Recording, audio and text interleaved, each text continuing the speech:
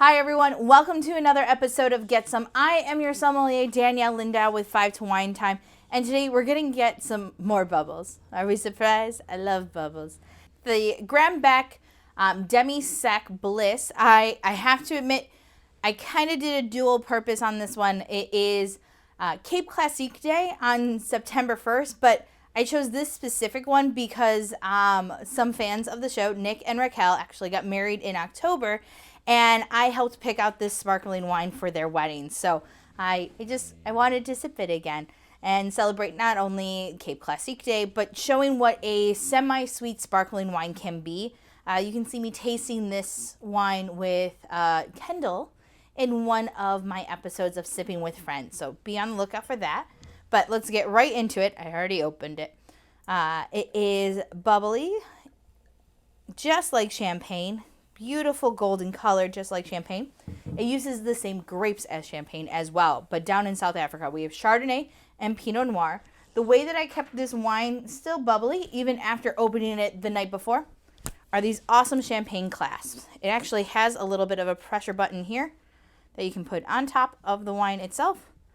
Push it down right underneath the neck of the bottle, and it keeps the bubbles going. So you can hold off for a day or two, but it keeps the bubbles and the carbonation inside the bottle so you can continue to have bubbles the next day. But little fun trick.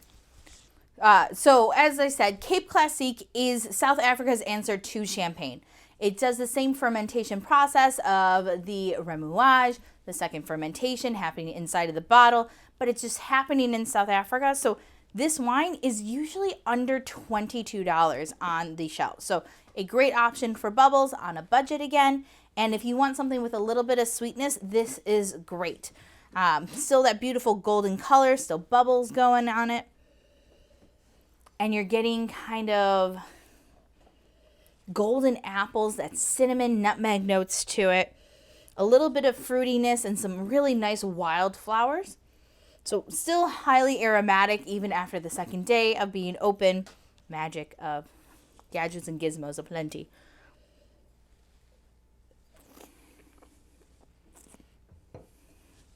It is a demi-sec, so there is a little bit of sweetness on it. More of a cookie dough, maybe, like challah, where it's bready, yeasty. It has that doughiness to it, but a kiss of sweetness. This is a great option, again, if you're celebrating anything, or if you're going to a BYOB place. I think bubbles and sushi, especially anything spicy or deep fried, would be lovely with this. I'm going to go for another sip.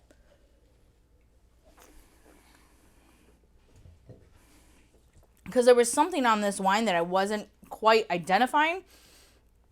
And it's these kind of honeysuckle and more floral notes on the palate. It's really quite beautiful. Easy drinking. I say that South Africa is coming up it's not an up and coming wine region because they're already getting accolades, but I think it's a wine region that's newer to the American market that we need to be consuming more. They're making awesome Chenin Blancs. They're making sparkling. They're making red wines. They're making wines in cans. I've featured a couple of South African wines because I do think that I didn't hear a lot about South African wines when I was first starting to study to become a sommelier. So I wanted to get you all ahead of the game and into the world of South African wine. So it is 5 to Wine Time. My name is Danielle. Remember to like and subscribe so I can see you next week at next week's episode. Cheers.